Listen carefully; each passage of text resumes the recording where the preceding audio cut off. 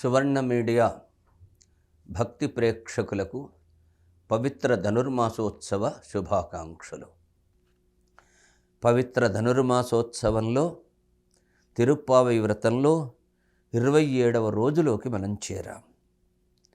నీళాతుంగస్తనగిరితటీ సుప్తముద్బోధ్య కృష్ణం పారార్త్యం త్వం శృతిశతశిరసిద్ధమధ్యాపయంతి స్వోచ్ఛిష్టాయాం సృజనిగళితం యా బలాత్కృత్య భుంక్తి గోదా తస్యై నమ ఇదమిదం భూయయేవాస్తు భూయః. శ్రీవిష్ణుచిత్తకులనందన కల్పవల్లిం శ్రీరంగరాజహరిచందనయోగదృశ్యం సాక్షాత్ క్షమాం కరుణయా కమలామిమాన్యాం గోదామనన్య శరణః శరణం ప్రపద్యే. ఈనాటి పాశురాన్ని చూద్దాం. కూడారై వెల్లుం ஷீர் గోవిందా ఉందన్నై పాడై పాడి పరై కొండుయాం పేరు చెమ్మానం நாடு புகழும் பரிசினால் நன்றாக சூடகமே தோள்வழியே தோடே செவிப்பூவே பாடகமே என்றனியே பல்ஹலனும் யாமணிவும் ஆடையுடுப்போம் அதன் பின்னே பாலு சோறு மூடு நெய் பெய்து முழங்கை வழிவார கூடு இருந்து குளிர்ந்தே லோரெம்பாவாய். கூடாரை வெல்லும் ஷீர் கோவிந்தா உந்தன்னை பாடிப்பறை கொண்டு யாம் பேரு செம்மானம் நாடு புகழும் பரிசினால் நன்றாக சூடகமே தோள்வழியே தோடே செவிப்பூவே பாடகமே என்றனியே பல்ஹலனும் யாமணிவோம் ஆடையுடுப்போம் அதின் பின்னே பாலு சோறு மூடு நெய் பெய்து முழங்கை வழிவார கூடு இருந்து குளிர்ந்தே లొరెంబావాయ్. ఈ పాశురంలో నిన్ను ఆశ్రయించిన వారిని జయించే స్వభావం కలిగినటువంటి ఓ శ్రీకృష్ణ, నిన్ను స్తుతించి ప్రార్థించి వ్రతసాధనమైనటువంటి పర అనే వాద్యాన్ని పొంది తర్వాత నీ ద్వారా మేము సన్మానాన్ని లోకులు పొగిటేటట్లుగా మాకు సన్మానం జరగాలని కోరుకుంటున్నాం. ఆ సన్మానం ఎలా ఉండాలో ఆ విధానాన్ని చెబుతున్నారు. చేతులకు గాజులు మొదలగునవి, బాహువులకు దండకడియాలు, చెవులకు క్రింది భాగాన ధరించడి దిద్దులు, పై భాగాన్న పెట్టుకునే చెవిపూలు, కాలి అందలు మొదలైనటువంటి అనేక ఆభరణాలను మేము దాల్చాలి. అవన్నీ కూడా మాకు ఇవ్వాలి. తర్వాత మంచి వస్త్రములను ధరించాలి. మంచి వస్త్రాలు కూడా కావాలి.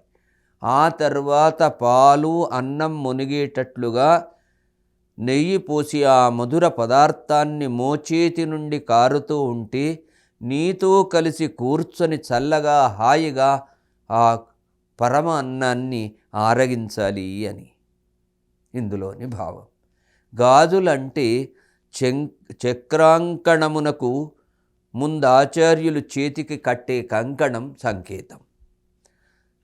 సమాశ్రయణం చేసే ముందు ఆచార్యుడు చేతికి కంకణం కడతారు, అదే గాజులు. భుజాభరణం, ఈ భుజానికి పెట్టుకునే ఆభరణం, చేతి కడియాలంటే తప్త చక్రాంకణం అంటే వేడి చేసిన సుదర్శన పాంచజన్య గుర్తులు పెడతారు. అనగా బాహువులకు ఆచార్యులు ఉంచే శంఖచక్రముద్రలు. ఇక దుద్దులు అంటే ఈ దుద్దులు కూడా కమ్మలు 8 రాళ్లతో ఉండాలి.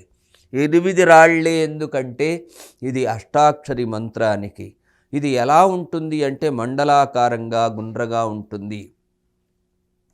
ఇక చెవిపూలు ఇవి 2గా ఉంటాయి. ఈ 2 ఏమిటంటే ద్వయమంత్రం. పాదాభరణం అంటే 4 చరణములతో నుండు చరమ మంత్రం. ఈ రకంగా ఇందులో తిరుమంత్రాన్ని, ద్వయమంత్రాన్ని, చర్వమంత్రాన్ని అని 3 మంత్రాలచే జ్ఞాన వైరాగ్యాలు తెలుపబడుతున్నాయి. ఈ తిరుమంత్రంలో ఏముంటుంది? ఆత్మస్వరూప యాదాత్మ్య జ్ఞానాన్ని తెలుపుతుంది. ద్వయం చివరి భాగంలో ఉత్తరి ఖండంలో చెప్పబడినటువంటి కైంకర్యానికి ముందు వాడునట్టి భక్తి ప్రధానమైనది గనుక భక్తిని చెబుతుంది. చర్మశ్లోకంలో ఏది వదిలిపెట్టాలో వైరాగ్యాన్ని ముఖ్యంగా బోధిస్తుంది. కాబట్టి వైరాగ్యపరమైనటువంటి ఆభరణాలను అనేకములుగా జ్ఞాన భక్తి వైరాగ్యములు కూడా విషయపరముగా అనేకాలుగా ఉంటాయి. జ్ఞానంలో అర్థపంచక విషయాలు 5 విధములు, భక్తి భగవద్భాగవతాచార్య పరముగా 3 విధాలు, వైరాగ్యం దారాపుత్ర విత్తాది భేదములచే పలు విధాలు, వస్త్రములంటే శేషత్వ జ్ఞానం, అలంకారానికి వస్త్రము ముఖ్యమైనట్లుగా ఆత్మ అలంకారానికి శేషత్వమే ముఖ్యము, పాలు అన్నం అంటే కైంకర్యము, అన్నిటిలో కూడా పరమాన్నం భోగ్యదాధిక్యం కలదు, అంటే రుచి ఎక్కువగా ఉంటుంది, కావున అన్నిటిలో అధిక భోగ్యత కలది. కాబట్టి కైంకర్యం ఈ పరమాన్నానికి చెబుతున్నారు. నేయి అంటే పారతంత్ర్యానికి గుర్తు. కైంకర్యమును పారతంత్ర్యముతో కనబడకుండా కప్పివేయాలి. అంటే నెయ్యి ఇట్లా కారుతూ ఉండాలి. కూడారు ఉత్సవంలో పాయసం పరమాన్నం చేస్తారు, నెయ్యి ఎక్కువగా ఉంటుంది. ఇట్లా దాన్ని తింటూ ఉంటే ఆ నెయ్యి మోచేతుల మీదుగా కారుతుంది. పాలు అంటే భగవత్ కళ్యాణ గుణములు, అన్నం అంటే కళ్యాణగుణ పరిపూర్ణమైన భగవత్తత్వము, నెయ్యి అంటే భగవంతుని ఎడబాటును క్షణం కూడా సహించలేనటువంటి ప్రీతి. ఈ ప్రీతి మోచేతుల మీద నుండి కారుతుండవలేనని చెప్పింది కదా. చెయ్యి కర్మను సూచిస్తుంది. కర్మల ద్వారా భగవంతుని అందలి ప్రీతి కనబడుతుంది అని ఈ గోపికల యొక్క అభిప్రాయం. ఒకరితో ఒకరు కలిసి కూర్చుని భుజించాలి అంటున్నారు, అనగా భాగవత గోష్ఠిని కోరుచున్నారని అభిప్రాయం. ఇందులో ఇన్ని విశేషాలున్నాయి. ఇంకొక అర్థమేమిటి అంటే, ఇందులో హస్తాభరణం అంటే అంజలి, భుజాభరణం అంటే ఫలసంగ కర్తృత్వ బుద్ధి లేకుండుట, ఫలమును విడుచుట అంటే ఫలాచను విడిచి కర్తవ్య బుద్ధితో భగవదారాధన భగవంతునికి ప్రీతికరంగా చేయడం, సంగమును విడుచుట అంటే భగవంతుడే తనకు శేషభూతుడు, అంటే తానే నా చేత తానిచ్చిన ఇంద్రియములతో తన పనిని చేయించుకునేవాడని అర్థం. కర్తృత్వం విడుచుట అంటే కర్మ కాతడే కర్త అనేది తెలుసుకోవడం. కర్ణాభరణం అంటే భగవద్భాగవత ప్రసంగములను వినుట, అంటే భక్తి యోగముని. చెవిపోలు ద్వయమంత్రం. పాదాభరణాలు ఏమిటి అంటే భగవద్భాగవతాచార్య సన్నిధికి నడిచి వెళ్ళడం. ఈ రకంగా పలు ఆభరణాలని కోరుతున్నారు. జిహ్వకు కీర్తించుట. మరి ఆభరణాలు అంటే ఏమిటి అంటే జిహ్వకు కీర్తించుట, మనసుకు ధ్యానించుట, చేతులకు అర్చించుట, నేత్రములకు దర్శించుట, ముక్కునకు తులసి ఆగ్రాణము. ఈ పాచురంలో గోపికలు కోరినది బ్రహ్మానుభవమే కాని వేరొక్కటి కాదు. సోశ్చునతే సర్వాన్ కామాన్ సహ బ్రహ్మణ విపశ్చిత అనే శృతి వాక్యాన్ని బోధించే బ్రహ్మానుభవాన్ని గోపికలు ఈ పాచురంలో కోరుతున్నారు. మళ్ళొక్కసారి ఈ పాచురాన్ని అనుసంధానం చేసుకుందాం.